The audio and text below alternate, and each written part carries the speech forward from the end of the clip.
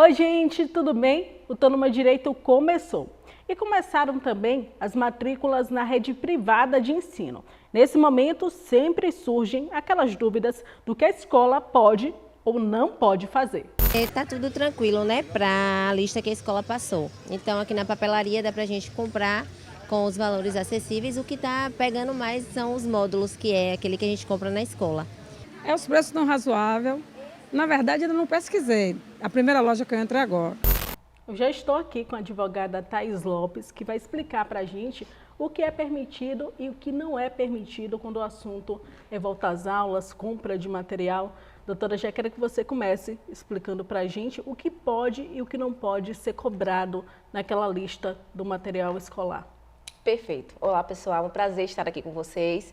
É um tema, né, que agora a gente está voltando, janeiro, todas as pessoas estão indo para as lojas para comprar os materiais escolares e vem aquela listinha.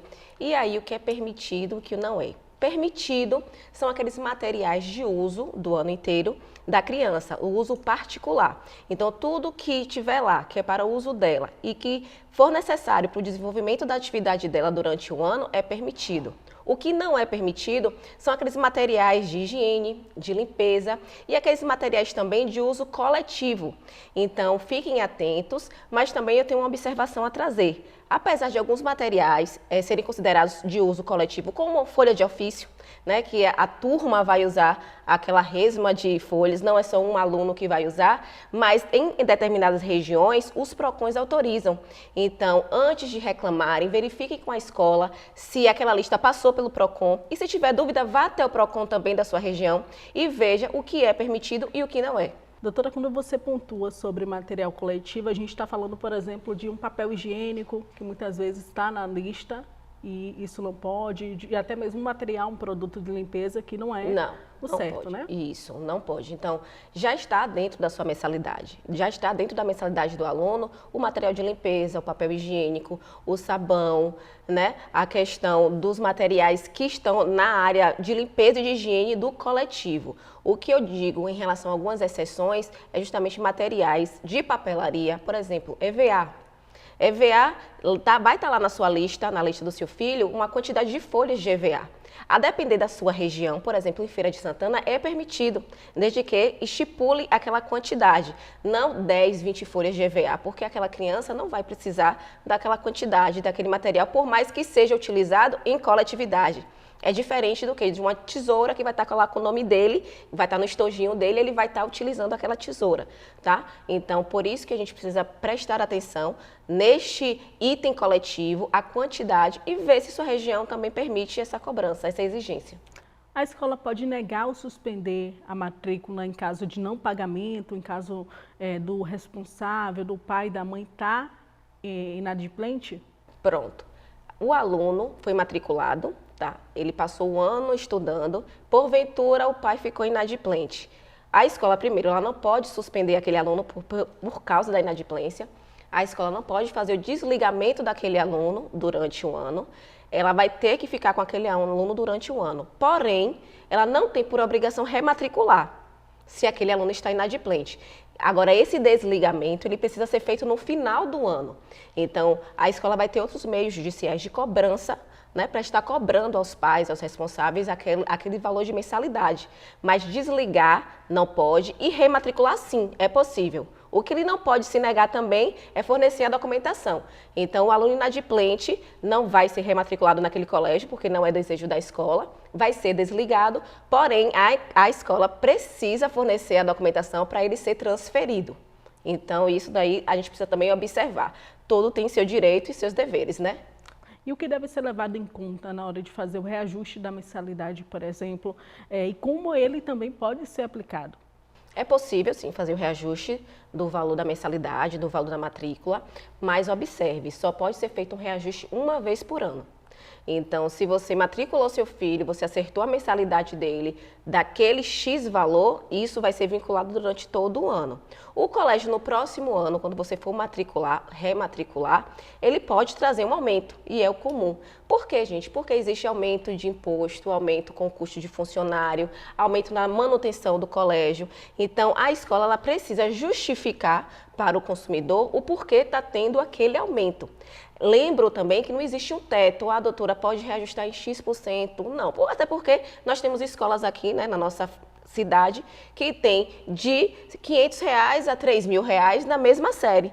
Então, não existe um teto para todas as escolas terem o mesmo padrão de reajuste ou o mesmo valor de mensalidade. O que a escola precisa provar é que aquele aumento não é por um lucro. Então, ela está aumentando a mensalidade não por lucro, para ter lucro, mas sim por uma necessidade, pelo justamente o aumento de salário de funcionário, de manutenção do prédio, de investimento, aumento de inadimplência. Então, o aumento da inadimplência também contribui muito para que aquela escola precisa reajustar o valor da mensalidade para equilibrar as contas. Então, isso tudo precisa ser avaliado e provado, de que é uma necessidade, não é por um lucro.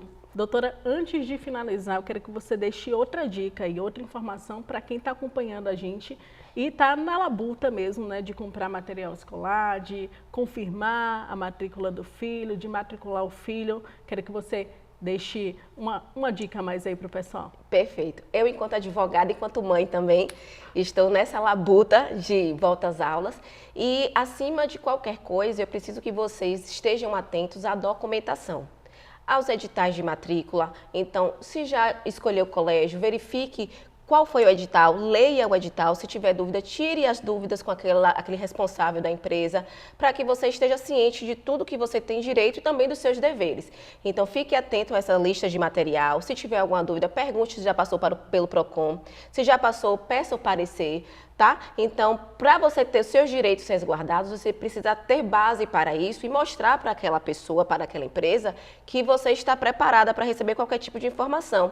Em relação à lista de materiais, eu dou uma dica também que não é não tanto quanto a educação, né, o meio escolar, mas as lojas de material escolar. Então, estejam atentas para as lojas que estão vendendo aqueles itens, faça a pesquisa de preço, verifique questão de garantia, se tem alguma garantia para você, quanto você pode estar parcelando, porque isso também é bom para a gente, enquanto consumidor, que está voltando de férias, que tá aí, vai pagar imposto, vai pagar colégio, matrícula, mensalidade, ainda vem aquela lista gigante de material escolar. Então, tente se organizar financeiramente para isso também, para que você não se torne inadimplente também nesse sentido.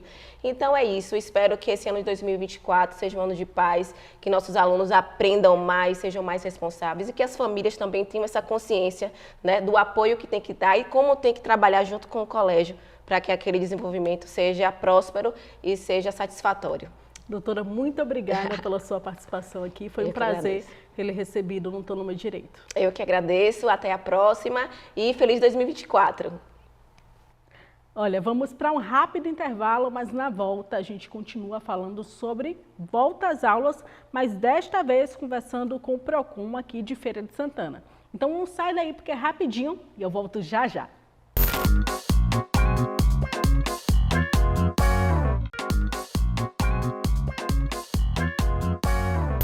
O Tô no Meu Direito está de volta e agora eu vou conversar com o superintendente do PROCON, Maurício Carvalho, para entender como o órgão pode ajudar o consumidor quando o assunto é o retorno das aulas. Superintendente, quais são as principais reclamações que chegam a vocês quando o assunto é esse? Então, Rose, a principal, digamos assim, inquietação dos consumidores, dos pais, responsáveis dos alunos, é com relação à lista de material. O que pode, o que não pode, se a lista está exagerada, se não está exagerada. E dentro disso a gente tem orientado a todos que existem duas vertentes que devem ser observadas. A primeira, quando fala sobre materiais de uso coletivo, de uso comum. Esses materiais não são permitidos.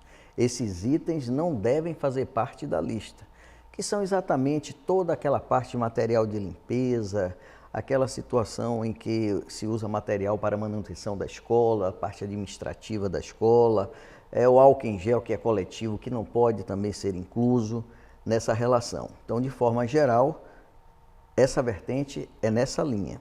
A outra vertente são os bens, ou melhor, os itens que são aqueles de uso individual, para aplicação da parte pedagógica do aluno. Então, esses itens podem ser inclusos na lista, que são aqueles que o aluno vai usar no decorrer do ano. Bom, com relação a isso, nós temos uma novidade. É que, mesmo constando na lista esses bens de uso individual, nós estamos pedindo às escolas um plano de execução didático-pedagógico. E por que isso? Porque nesse plano vai ter que descrever cada atividade que o aluno vai fazer, a data que vai fazer, a quantidade de vezes e a projeção do que vai gastar de material. Outro ponto importante é a questão do uniforme.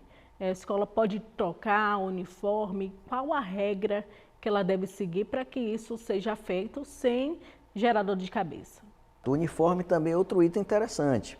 Há uma lei estadual, é uma lei de 94, que ela diz o seguinte, que a escola só pode ter um novo modelo de uniforme num prazo de mais de 5 anos. Então, se a escola ela tem um uniforme novo e está num prazo de 5 anos, a escola não há de exigir novo uniforme, um novo modelo. E se o uniforme está em bom estado, o que é que acontece?